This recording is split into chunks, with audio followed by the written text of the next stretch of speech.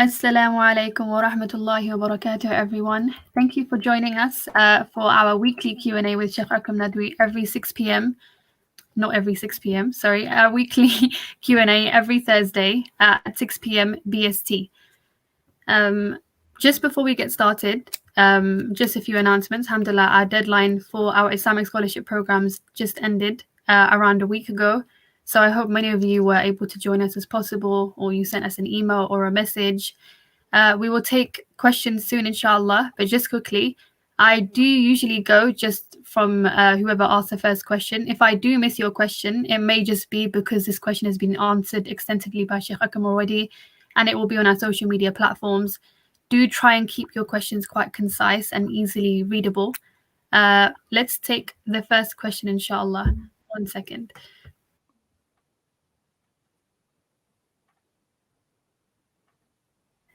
Okay, let's take this question from Sister Tapishi Tabassum. Can a woman expose some portion of her arms, face, and lower portion of her legs to get sunlight in order to get vitamin D, given that it may violate her hijab if she lives in a congested area? Interesting question. Yeah, Alhamdulillah Rabbil Alameen wa salatu wa salamu ala Rasulih Muhammad wa ala alihi wa sahabi ajma'in amma ba'd. So as it is known to everybody that the whole body of the woman is aura and it must be covered, in the prayer and also in front of the people who are not their mahram, except the face and the feet and the palms. In that, for the needs and any necessity, like to do wudu, or maybe washing the cloth outside, or sometimes for the doctors, we are allowed to uncover their arms or whatever they need at that time, when they are in the water washing, so they can do this. So similarly, if you think that, for the sunlight, it is, advised by the doctors to happen. So you do, but make sure that you are not in front of the people, because sun is everywhere. So if you want just to expose your body for the sun, to the sun, you can do in your garden or somewhere private. People cannot see you, so it doesn't seem that you must be in public. For this purpose, you can be anywhere alone. So don't use the concessions unnecessarily. When they need, certainly will give fatwa that you can do. But the question that you ask actually does not depend, to expose your arms in public. You can do privately at home or somewhere else where nobody can see you. Okay, inshallah. Let's take the next question from Muhammad. Why is the incident of evil eye afflicting Sahl ibn Hanif in Imam Malik's Muwatta, but in Bukhari and Muslim, it's only included that the part that evil eye is true? Yeah, I don't have it in my head, but could be possible because, the book of Bukhari and Muslim are for the marfu hadith which is come from the Prophet Sallallahu Alaihi Wasallam. So very often they leave the stories, so it could be possible they are not certain about the story connected, but what they know is the marfu hadith. There have been actually some people's discussion about the story. So some people think the story is not connected. It is something disconnection about the story is not connected properly. But I don't have all the arguments in my head at the moment. But what I remember is that people have discussed this story. So there are some people who raise doubt about the details of the story. But this part, al-aynu haqqun, the evil eye is true, that is agreed upon by the people. Okay, Jazakallah khair, Shaykh. We have another question. What is your opinion on having a virginity test before marriage to confirm that someone is pure? Thing really is purity is another matter. Really, purity is from the heart and of the people. It is not something physical, and sometimes people can make this thing artificial as well. There are some surgeries which can make these things. So people should not go deep. And also the thing is, the virginity of the women are removed not only because of the something wrong, it could be something for some other reason. There are some other reasons discussed in the books of the fiqh. It could be a pure reason. So people should not doubt any other person just because of some sign that you think they are not certain, and make a if, and also if somebody has repented, then it is a different matter. And then if the women start asking for the men to be tested, what men will we do? So I really don't think that you need to force people in that situation. And then if there's no trust, this marriage will not last. After every time there will be some doubts and some problems, some suspicion. So anyway, simple matter is that virginity is not something that people can know by test. It is actually something more than that. Sometime what you see is removed for other reasons, like I mentioned. It is discussed in the books of the fiqh so clearly anyway. So, Shaykh, because of these reasons you've given, would you go as far to say that this would be impermissible, or just that it's not a good idea? And there's no need of it, because the thing is, it will create a more problem. But there are people who do this thing in Saudi, in Middle East, and then what people do, what the women do, there are doctors who do surgery, and they make it completely different. It looks like the women are virgin, though virginity is gone. They can make artificial covering there. So anyway, I don't really think people should go in these matters. Okay, inshallah. Let's take a question. Sorry, 1 second. From Sister Sanoba. Can a married couple adopt an orphan instead of having their own children? So I'm assuming they may be able to have their own children. You can raise other people's children. There's no harm in that. But be aware, it is big responsibility. You have to give love and affection and raise with kindness. Sometimes in the beginning people are fine, but later on they're not fine. And on the day of judgment, will be asked questions about this matter. So an adoption does not make you mother anyway. To understand properly, still the child will be stranger to you. If he was a 2-3 year old and he did not give you did not give your milk to him, he is a stranger to you. Actually, he can marry you. So when he reaches the age of puberty, then he should be away from you. You are not his mother. It is a simple matter. The people have to understand really by your adoption, the child does not become your son. It does not become. So people have to be careful. Okay, inshallah. Let's take a question from Musa. If one has family that eats non-halal food, so it's not slaughtered properly, this is carrion, so it is najis. So if the food touches him, does he have to wash it off? What should he do, since the family would touch everything in the house and it is difficult to avoid getting it on him from time to time? No, okay, I don't think really that, if people slaughter the animal different way, it becomes najis, impure. It is just you can't eat it, not halal to eat, but it does not mean it is dirty and impure. And, if you can't touch it, there's no proof for that.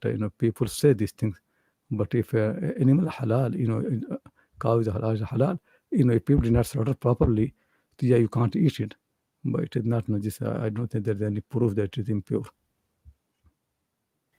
Okay, inshallah. Let's take a question from Mehreen. I have found a taweez in my house. What should I do with it? Should I destroy it? And if yes, then how? Yeah, just destroy it, burn it or throw in the water in the river or somewhere. Don't worry about these things. If taweez can run the world, then we can write taweez against everybody and for everybody. And the world is run by Allah subhanahu wa ta'ala. To just turn to Him. Yeah, just bury somewhere or destroy in the water. Okay, inshallah. Let's take a question from Junaid. You said that the hadith of women doing sajda to the husband is wrong, and you also gave points to support your answer. So my question is, did scholars not know about these points? And on what basis did they authenticate it? Thing is, many people know this thing. Not everybody, but there are people who don't care about these matters. So there are so many hadiths which are weak, munkar, very, very weak, wahi. and people follow them. And we have been writing and asking, but people, like in this world, people worship idols, people do all the wrong things. So what can we do? Just because some people say it is sahih, it does not make it sahih. So one day, inshallah, my book will be published where I have all the arguments clearly. But not only me, there are people like me who have been saying that, and they're not only this hadith, many hadith people, celebrate the 15th of Shaban, which is weak. But people do this, and many ulama do. They write about it. They say virtues and this and that. People is still going on about this matter. There are so many hadith Shia people believe, and many Sunni also support that. So people say the hadith that women's prayer at home is better than the mosque. Many people say sound and sahih. They follow, though we know really it is weak. It is not sound. It actually, some of them fabricated. But the people actually do, because the people are very different.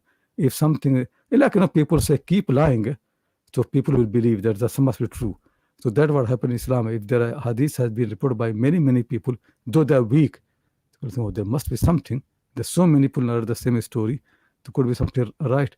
They don't understand. All these people, weak people, have taken from common source. At the end of the day, it depends on one person, but they did not mention the source. Do you think there are so many people narrating the same story? The hadith sounds very complicated, really. Whenever people tell me something like that, I ask only one simple question. There are 5 conditions for a hadith to be sound. Can you prove that these 5 conditions exist in this hadith? They cannot, never. They know really it's not there. Still they call it sahih, because if people just follow somebody blindly. Ask the argument. When somebody says sahih, they need to provide argument, not the one who said no. Always understanding the hadith. When somebody says a hadith, they have to prove it. When somebody says a sound, they need to prove it. The proof is on the person who makes claim. They are the one who making claim. They have to prove, but they never prove, and nobody asks them. That's why all the stories, fabricated hadith, all the going on in the society. Use your mind really. How Islam can say something like that? And if you read that hadith, it is very bad really. It said that not only that, if the woman licks the wound of her husband, dirty and blood and all those things, she should do, and so many things. So I never think really that the Prophet will ask women to lick the blood of their husband's wound and this and that. So hadith is munkar. People say it. The experts have hadith. That's why the hadith is not in Bukhari Muslim, because they are sound books. Okay, Jazakallah khair, Shaykh. We have a question from Faraz Rahman. I try to be grateful every time before reading Salah. Will this count as bid'ah, and what is bid'ah exactly? No, why being grateful to be bid'ah? Grateful should be all the time. Allah, we should thank Allah for everything. Even thank for thanking that, Allah, that you made me to thank you. It is your favor. If you did not have favor, I could not thank you. Thanking should be day and night, all the time. Your heart should be overwhelmed by thanking. To go for the prayer is the great favor of Allah. Thank Him for that. But don't make it verbal thing unnecessarily. It should be more in your mind. Your mind should be all the time thinking. That when you make something on the tongue, it becomes just a lip really. Then make it deep. Don't worry about the saying it. Don't say it. Just think it. You'll see it very deep. It will make you much more pure. Always think that every time Allah has so much favors upon you. You can't count His favor. The prayer, the one of the favor, but all the favors are there. So thanking Allah is not bid'ah, but just making something verbal for no reason, and that will be something become habit. Habits are not deen. Religion is not habit. Religion is what comes from the mind.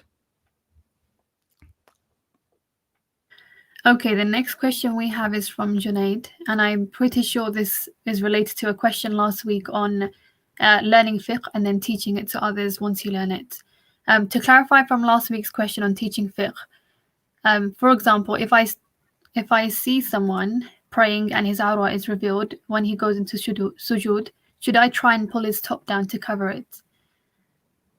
No, you don't need to do anything like that, because when you are prayer and he's the prayer, later on you tell him, and sometimes people can become angry. They think, why you do this. So, and the best thing really, the imam should advise people, generally, and also people should teach. But when somebody in the prayer, we don't, yeah, unless you know the person and he's your friend or relative, yeah, then you can make effort to cover. You know that the person is not going to fight you. But somebody is stranger, don't interfere. Wait until he finishes the prayer, and then you can advise him. Okay, let's take a question from Shoaib. Did Allah subhanahu wa ta'ala order Prophet Ibrahim to sacrifice his son, or was it his interpretation of the dream? Yeah, and Ibrahim Al-Salam is a very clever person, intelligent. He's understanding something, the big thing. It's not something, especially when it comes to obedience, surrender. So even the doubt, still he'll go for submission. So Allah subhanahu wa ta'ala showed him in the dream, he's slaughtering. And Allah wanted to test Ibrahim that how he's good for the obedience. Though the meaning really was to devote his son to the service of Allah. Sacrifice in dream means to offer him, for the temple, for the service of the house. But Allah wanted to test Ibrahim how he takes the dream. And Ibrahim really passed the dream. The Quran says Ibrahim passed the dream. Allah said, لَقَدْ صَدَّقْتَ Ibrahim. Ibrahim, you believe in the dream. Allah praised him. His understanding is never criticized by Allah. Actually, Allah has praised him that he understood well. So test was this: is Ibrahim going to be full in submission? And Ibrahim did it, and his son also did it. But Allah did not want this sacrifice, so he stopped it. And but real meaning, no doubt, was to devote the son to the temple. But that real meaning was not revealed to him for the purpose of test. So sometimes Allah wants a test, and not that test only for Ibrahim. If you see in your dream that you are slaughtering your son, it simply means make him, for the service of the religion or or mosque or something like that. You are not allowed to slaughter except for Ibrahim, because Ibrahim is a complete, perfect person, and his relation with Allah is different. So he's Imam and all those. So that was for him. But for everybody else, when they see in the dream, they're slaughtering their son, meaning is to devote the son to the service of Allah. Okay, let's take another question. You said that we must obey the words of Rasulullah sallallahu alaihi wasallam when he said it as a messenger.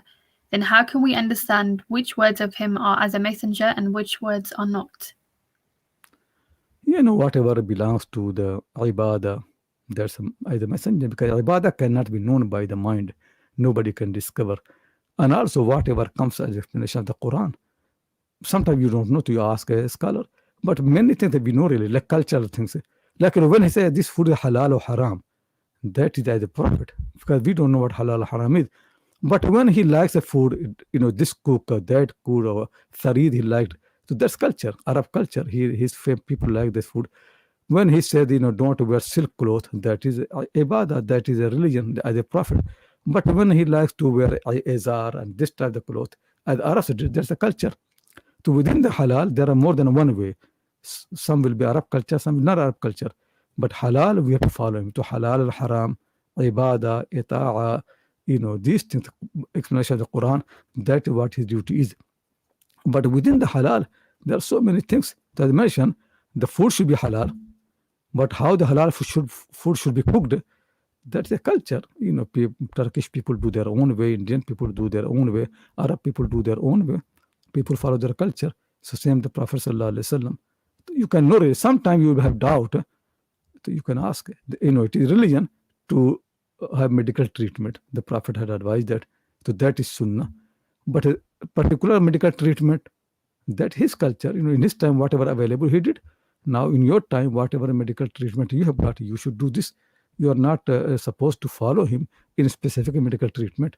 But medical treatment as a whole is sunnah. People should do that, but not a specific one. That is his culture. I think it should be clear. Every time I answer this question, I made it clear.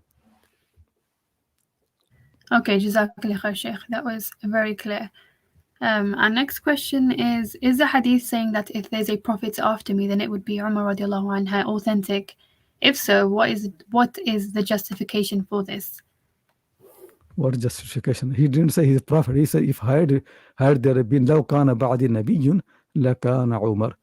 If there had been a Nabi after me, who would be Umar? because Umar has got all the quality. Same Abu Bakr Siddiq. But why he did not say about Abu Bakr Siddiq? Because Abu Bakr only lived 2 years after him. So there's no point to say after me. Actually, for Abu Bakr, he could say, if there had been a prophet with me, then Abu Bakr.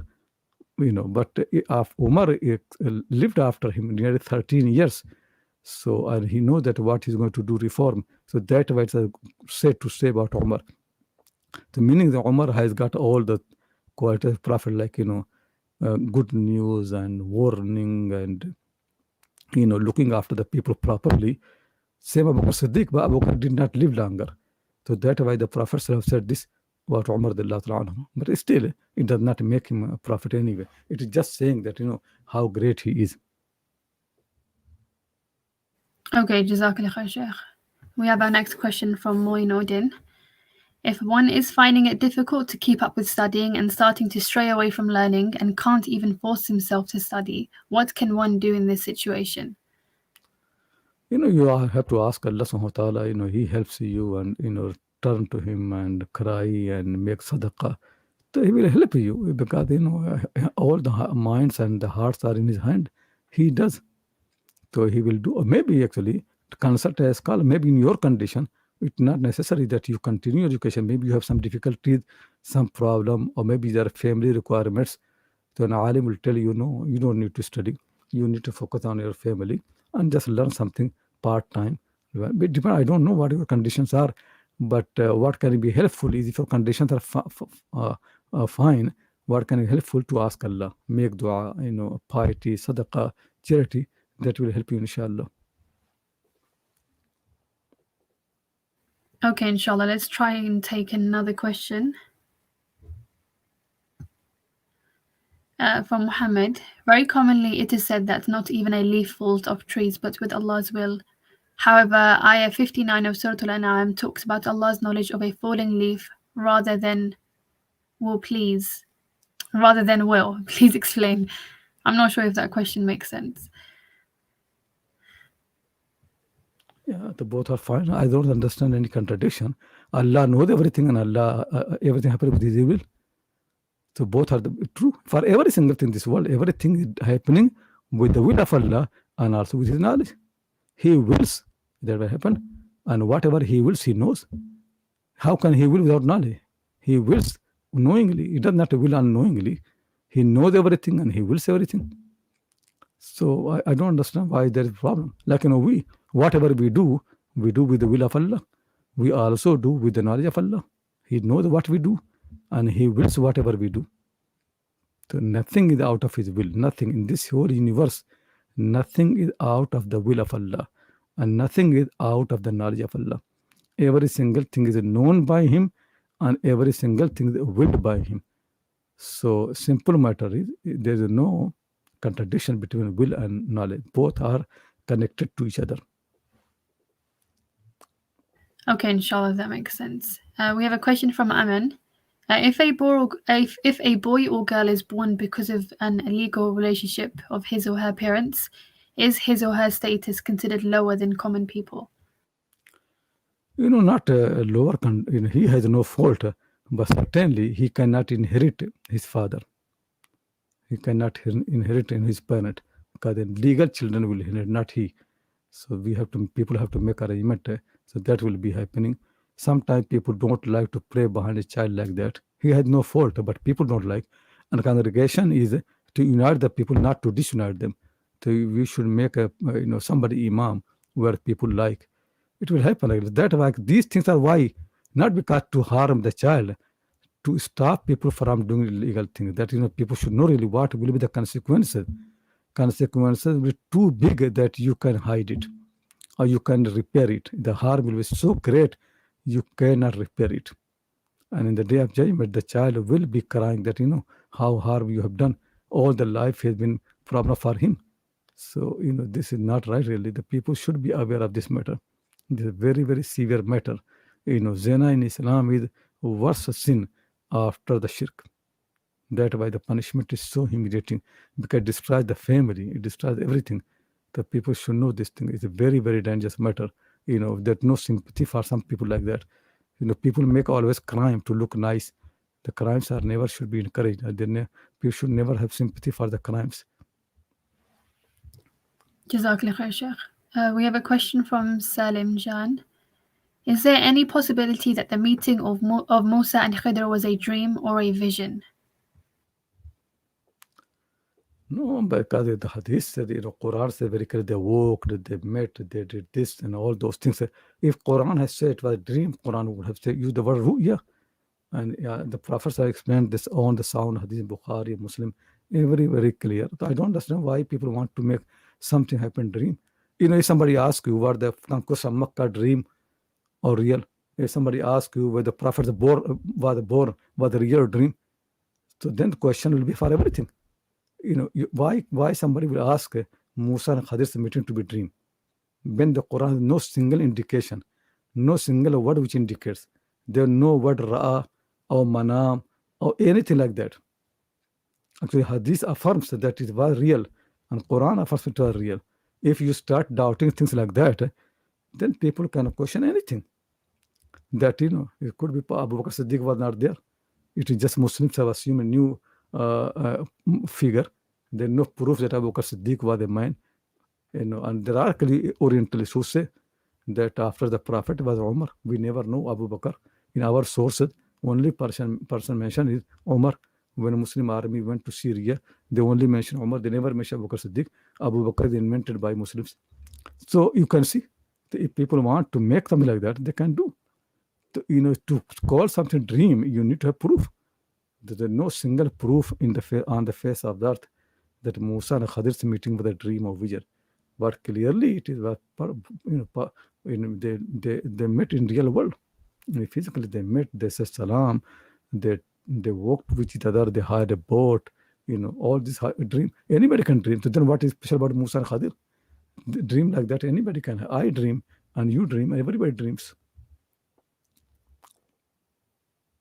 Okay, inshallah, let's try and take one more question from Anika. I think this question was asked last week, actually. Is there anything in the Quran and Sunnah that says that the jilbab has to be black or dark colored? And are there any color restrictions on the jilbab? No, there is no color restriction, but because jilbab is to cover your attraction, your clothes which are attractive. So jilbab itself should not be attractive. Like in our time, people make jilbab attractive, very tight, and so much adornment. So this jilbab needs another jilbab. So that should not be there. But otherwise, any color which actually is humble and does not attract people, black or white or any color. We don't actually discuss about the color. But what we don't like is the jilbab to become attractive.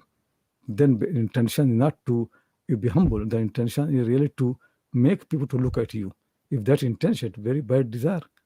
So women should not have desire that men look at them. Whenever they have the desire, it will be sinful. Same men. Men are not allowed to have desire that women look at them. Actually, this command is same for the men and women.